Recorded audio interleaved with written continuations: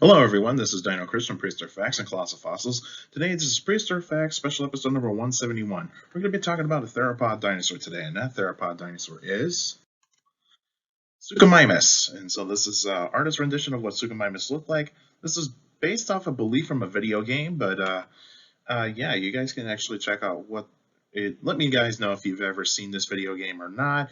But if you've played it before, I don't game anymore, but yeah, so this is a possibility of what Suchomimus possibly look like. Some information about Suchomimus. The name Suchomimus means crocodile mimic. Length is 31 to 36 feet, 9.5 to 11 meters. Height is 10 feet, 3 meters. Weight 6,000 to 10,000 pounds.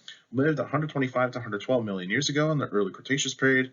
And fossils are found in Niger in Africa and was described by Paul Sereno in 1998. So the paper came out in 1998 and was pretty much described in 1988 by Paul Sereno, one of the well-known paleontologists today. So this picture on the left here is the map of Africa, and you can see Niger is this country in northern Africa that is orange, in between Mali and Chad, and you can see, yeah, this is where Suchomimus fossils have been found. And here's the size rendition of Suchomimus on the top right corner. And it's a pretty big dinosaur, so it's a large dinosaur. And on the bottom, this is the skeleton of Suchomimus. The holotype specimen, you can definitely see the holotype specimen is not complete. This is probably just above 50% complete, or at least just above 50% complete. So bits of the skull are kind of missing. Some bits of the neck are missing. Not all the ribs are found. Not all the finger bones and arm bones are found. Some bits of the vertebrae are missing, especially the tail vertebrae. Nearly complete legs, but that's one good thing right there about Suchomimus. So yeah, the holotype specimen was actually not too badly preserved. More information about Suchomimus. So Suchomimus belongs to the family group of theropods called the Spinosauridae. So it's related to Spinosaurus.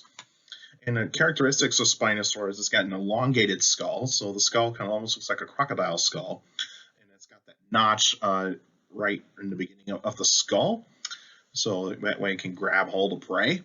And Spinosaurs have conical shaped teeth, so they're in the shape of a cone, and they do not have serrations. Spinosaur teeth do not have serrations, so their teeth are designed to grab and hang on to their prey. And they got large claws in each hand, so they got really large claws. They got big hands, and of course, Suchomimus is a carnivore, and so yeah, it eats meat. The environment in which Suchomimus lived in would have been warm and humid. There were wet and dry seasons.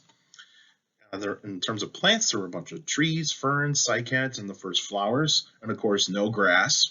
And some of the waterways is you got some rivers, lakes, and ponds. And some other animals that were around, you got some insects, amphibians, reptiles, birds, mammals, pterosaurs, and of course other types of dinosaurs as well. The prey that Suchomimus went after fish. So if you got conical shaped teeth that have no serrations and you're designed to grab hold of prey, you're very going to be well adapted to capture fish. And the fossils that were found, where the fossils of Suchomimus are where they were pretty much deposited in an area where there was a lot of water. So you have a lake or a river that preserved these Suchomimus fossils. In other types of prey, you have juvenile dinosaurs, so it could actually go after small dinosaurs, so very small dinosaurs, so juveniles. Probably won't go after the big animals, but whenever it did actually find a bigger dinosaur near a waterway, it would go after it in terms of the carrion. So dead flesh, so rotting flesh, and it would be able to eat that. So they could actually be able to eat carrion, so rotting flesh. The extinction of Suchomimus is mostly due to climate change.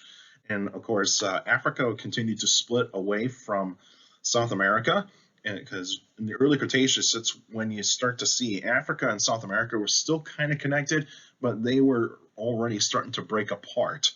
And sea levels were beginning to rise, of course, and then prey disappearing. And the thing about Suchomimus is that it was a specialist.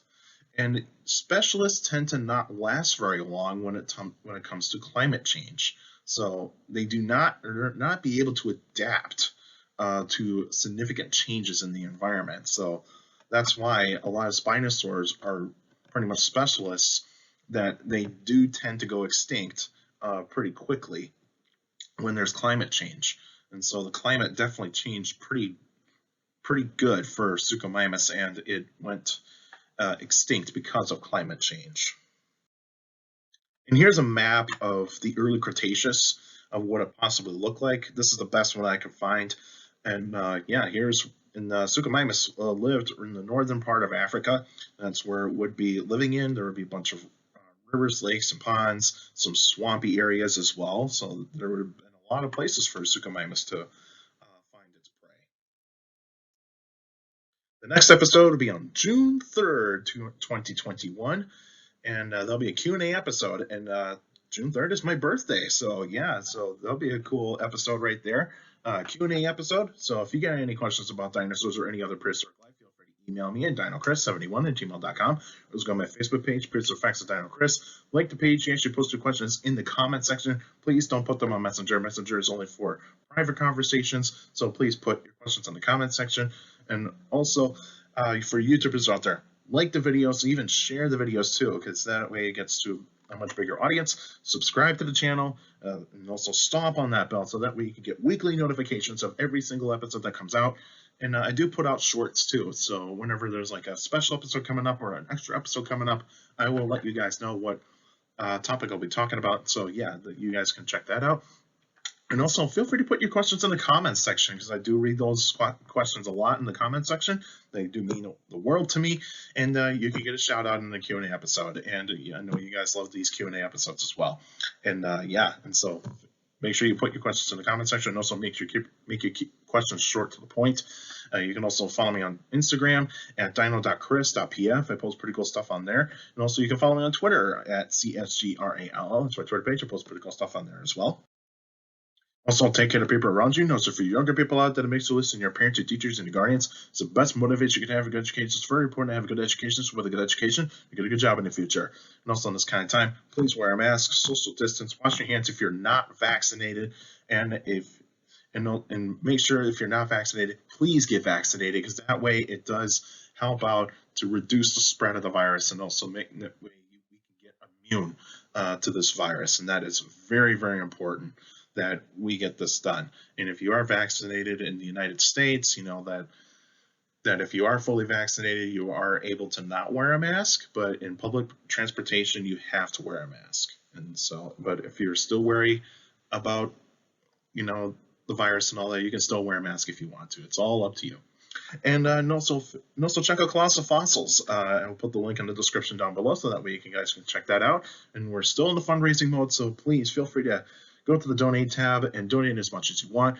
And that way we can get some pretty cool exhibits for like our traveling, and even when we do get a permanent place, that we do actually have some pretty cool exhibits in our permanent place once we do get that. And we got some pretty neat events coming up, and that is awesome. We're getting close to where we want to be pre-pandemic. And that's it for now, and I'll see you guys next time.